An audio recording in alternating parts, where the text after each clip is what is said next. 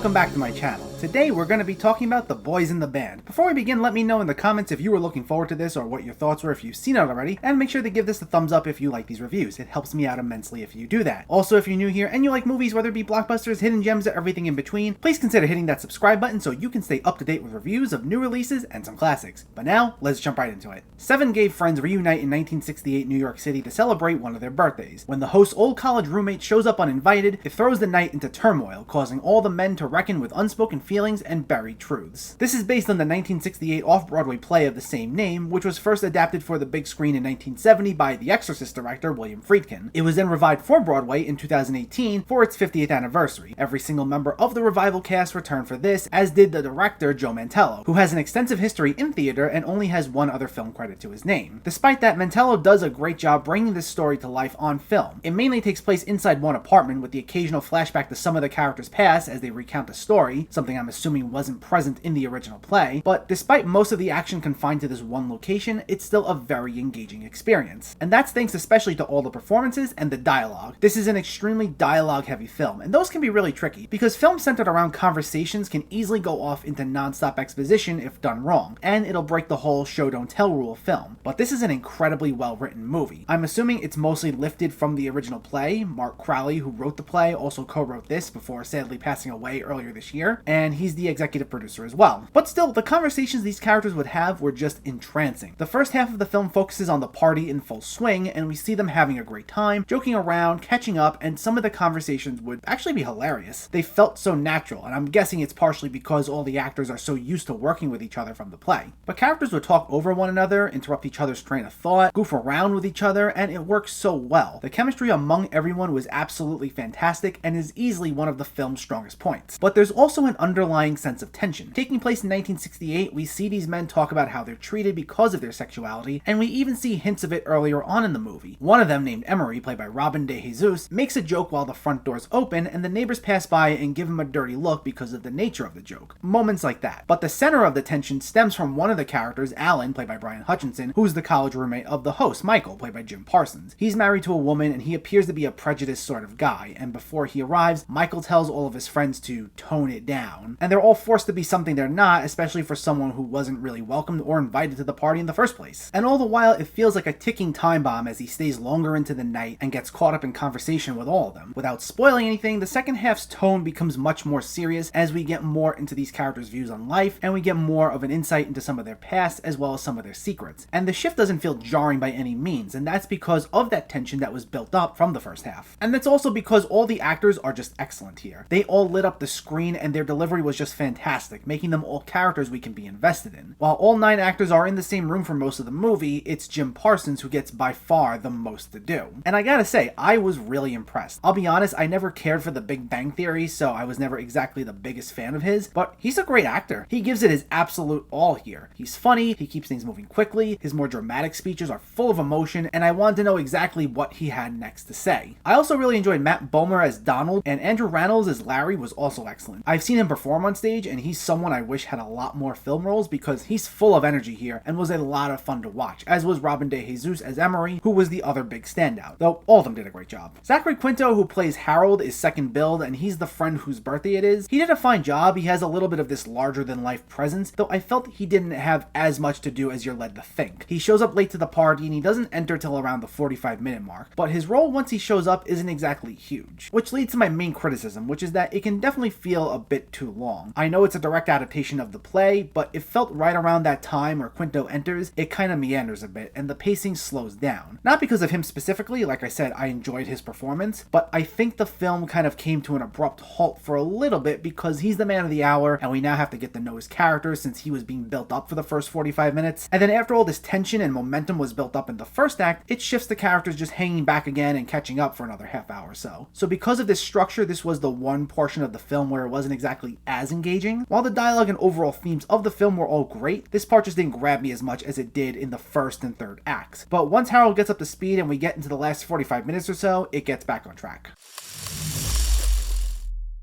Overall, this was a wonderful film. While everyone involved has their roots in theater, the story translates so well to film, thanks to the writing, the directing, and the strong performances by the entire cast. It hits some timely themes, and despite a somewhat slow second act, it contains plenty of thoroughly engaging conversations that will keep you invested all the way through. It's on Netflix now, definitely check it out. The Boys in the Band gets an 8 out of 10. So let me know, did you see The Boys in the Band, or are you planning to see it, and what were your thoughts? Did you like the performances? Did you enjoy the story? And what's your favorite movie adaptation of a play? Let me know in the comments below. If you enjoyed this video, please like it and share it, and for more movie reviews and film discussion, please make sure to hit that subscribe button to stay updated. Thanks for watching, everyone. I'll catch you next time.